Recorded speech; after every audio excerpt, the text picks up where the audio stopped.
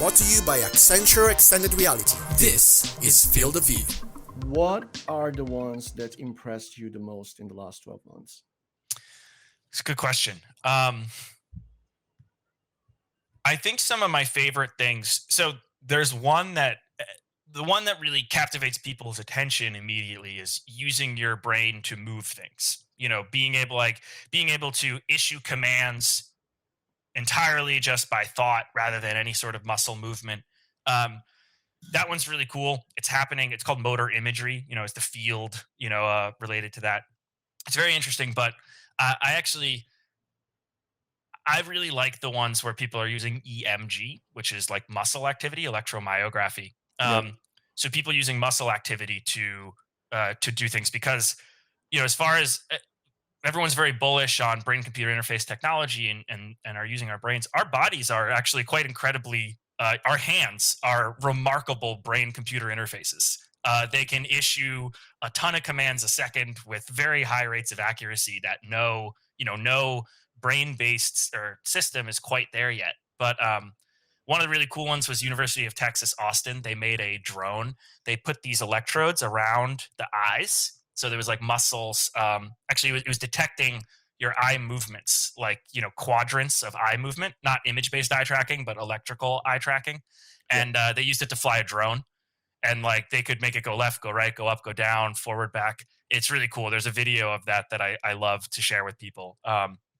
And then in the XR space, actually, one of the really cool ones was this project there's a group in Australia called the Exertion Games Lab. I think it's a lab within a university there. And they created this thing called Neo Numina was the name of the project. And it was taking one of our EEG systems and then wearing that underneath Microsoft HoloLens.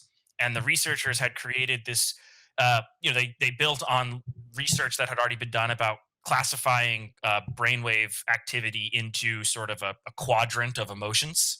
And they used that. They created then in the HoloLens, they created these shapes that would display around the person that corresponded to different emotional states. So the study that they ran, they gave like pairs of people who lived together. They gave them two setups, and they would each spend an hour or two a day wearing the HoloLens and the EEG headset.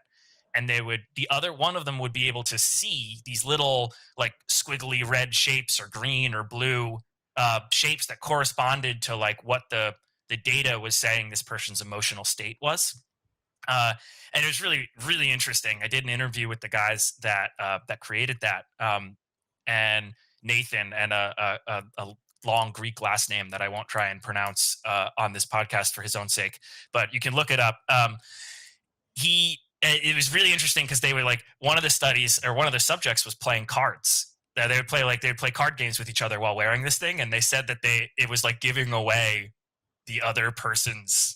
Like when they had a good hand versus a bad hand, they could see it in like an adjustment of the shapes that were being displayed in AR.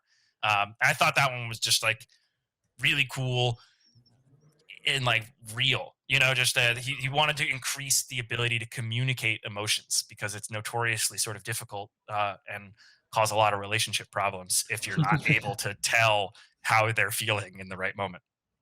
Did you know you can catch this full episode of Field of View and more by subscribing on YouTube, Spotify, Apple Music, or wherever you get your podcasts to not miss another immersive technology moment.